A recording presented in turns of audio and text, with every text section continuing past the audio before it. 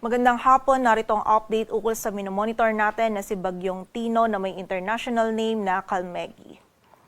Kaninang 2 p.m. ay nag-intensify pa si Bagyong Tino into a severe tropical storm. Binabaybay pa rin ito yung Karagatan at Hulitong Namataan sa layong 805 kilometers silangan ng Eastern Visayas. Taglay na nito ngayon yung lakas ng hangin na 95 kilometers per hour malapit sa sentro at bugso ng hangin na umaabot sa 115 kilometers per hour. Ito'y kumikilos pakanluran sa bilis na 30 kilometers per hour at simula po ngayong gabi ay unti-unti nang mararanasan yung bugso ng mga malalakas na hangin and also yung mga pag-ulan dito sa bahagi ng Eastern Visayas, maging sa Dinagat Islands at Surigao del Norte na dala ni Bagyong Tino. Samantala, meron na din po mga kalat-kalat na pag-ulan, pagkidlat at pagkulog na mararanasan dito sa nalalabing bahagi pa ng Caraga, maging sa Central Visayas at sa area din ng Bicol Region, dulot naman po ito ng trough or extension ni Bagyong Tino. And bukod po dito kay Bagyong Tino, meron pa tayong other weather systems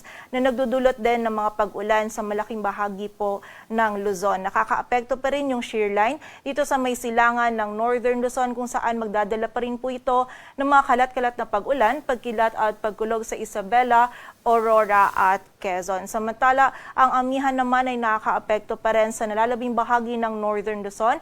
May dala pa rin po itong maulap na kalangitan na may makasamang may hinang pag-ulan or pag-ambon sa nalalabing bahagi ng Cagayan Valley, maging dito rin sa Ilocos Region at Cordillera Administrative Region. Samantala, yung low pressure area naman na minomonitor natin sa labas ng ating area of responsibility ay huling namataan sa line 395 kilometers west-northwest ng Pag-asa Island. Less likely po na ito ay maging isang ganap na bagyo and wala rin po itong epekto sa anumang bahagi ng ating bansa.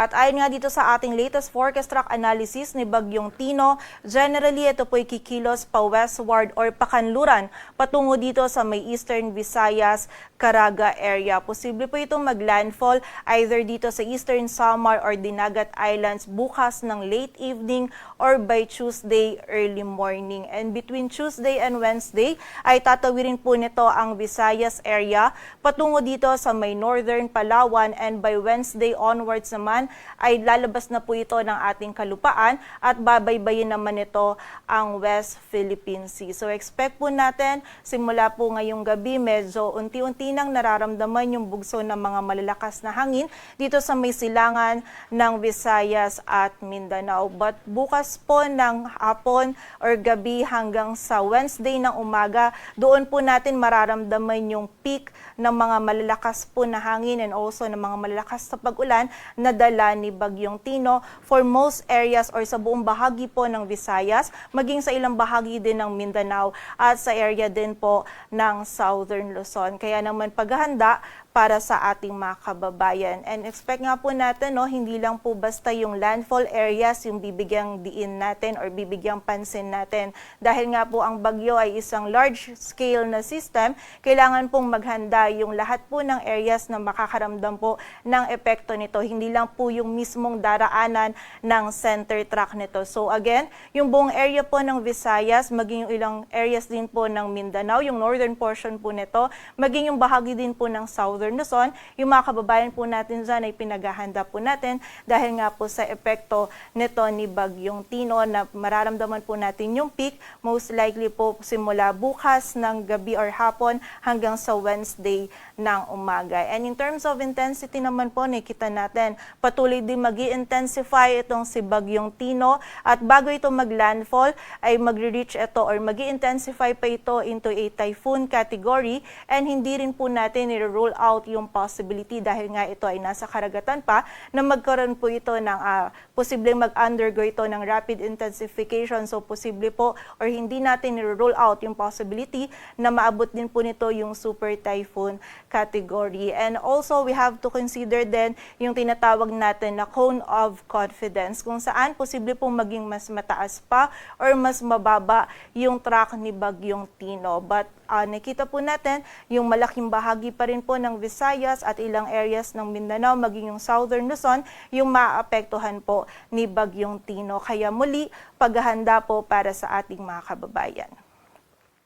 At sa kasalukuyan, meron na po tayong nakataas na wind signal number 1 dito sa Eastern Samar, maging sa bahagi din ng Northern Samar, Biliran, Leyte, Southern Leyte, sa Camotes Islands, maging sa Dinagat Islands at sa Surigao del Norte, kasama na po dyan yung Siargao, Bukas, Grande Islands. Kung saan dito po sa mga areas na banggit natin, sila po yung unang makakaranas ng mga bugso ng mga malalakas na hangin na dala ni Bagyong Tino. Sa kasalukuyan po, hindi pa nila nararamdaman yung bugso ng mga malalakas po na hangin na ito dahil ang wind signal po natin ay meron tayong lead time. Ito pong lead time ay ginagamit natin para po makapaghanda yung ating mga kababayan. Ngunit sa mga susunod po na issuance natin, habang mas papalapit nga itong si Bagyong Tino dito sa ating kalupaan, ay mas tataas pa po yung wind signals nitong mga areas na ito and madadagdagan din po yung mga areas natin under wind signal. And during the passage po ni Bagyong Tino,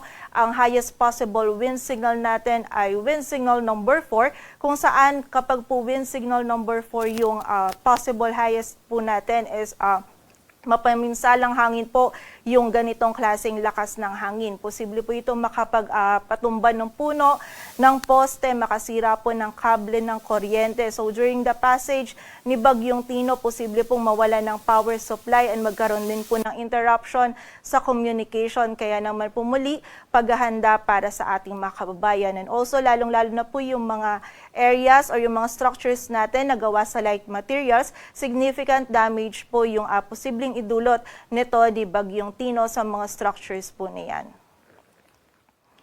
And bukod po dito sa mga hangin na dala ni Bagyong Tino, ang northeast monsoon na amihan ay magdudulot din po ng bugso ng mga malalakas na hangin sa malaking bahagi ng Northern Luzon, maging sa area din ng Aurora, Quezon, Lubang Islands, Marinduque, Calaguas Islands at sa area din ng Caluya Islands. At bukas din hanggang sa Tuesday, for most areas of Luzon ay makakaranas din po ng bugso ng mga malalakas na hangin, lalong-lalo na sa area ng Northern Luzon, dulot pa rin po yan ng amihan.